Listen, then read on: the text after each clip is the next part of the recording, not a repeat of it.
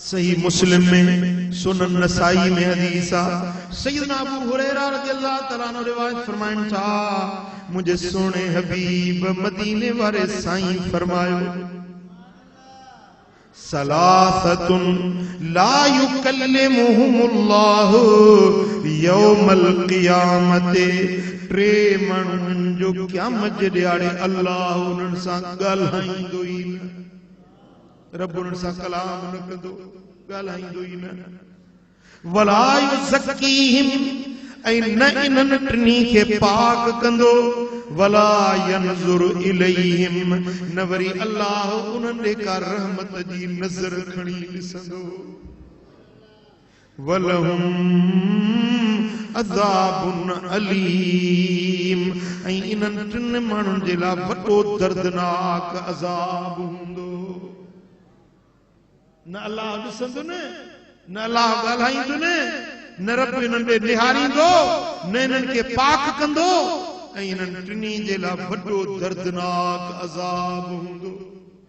उहे केर टे माण्हू आहिनि, ॿुधो ऐं पंहिंजो पाण खे बचायो।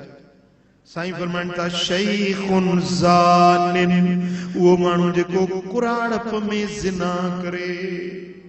वार अच्छा थी विया, पीरी अची वई, कुराड़प अची वई, अञा बि बेहयाई थो करे, अञा बि ज़िना खां नथो मुड़े। क़यामत जे ॾियारे रब इन सां ॻाल्हाईंदो ई कोन, रब इन खे पाक न कंदो, रब इन ॾे निहारींदो ई न, ऐं इन कुराड़े जे लाइ वॾो दर्दनाक अज़ाब हूंदो। ॿियो उहो माण्हू व मलिकुन कज़्ज़ाब, ऐं उहो बादशाह जेको कूड़ ॻाल्हाए। साईं फरमाइनि था, इहो कूड़ ॻाल्हाइण वारो बादशाह क़यामत जे ॾियारे रब उन ॾे निहारींदो ई कोन, रब इन सां ॻाल्हाईंदो ई कोन, रब इन खे पाक ई न कंदो, ऐं इन जे लाइ दर्दनाक अज़ाब हूंदो। व आइलुन मुस्तकबिरुन, ऐं उहो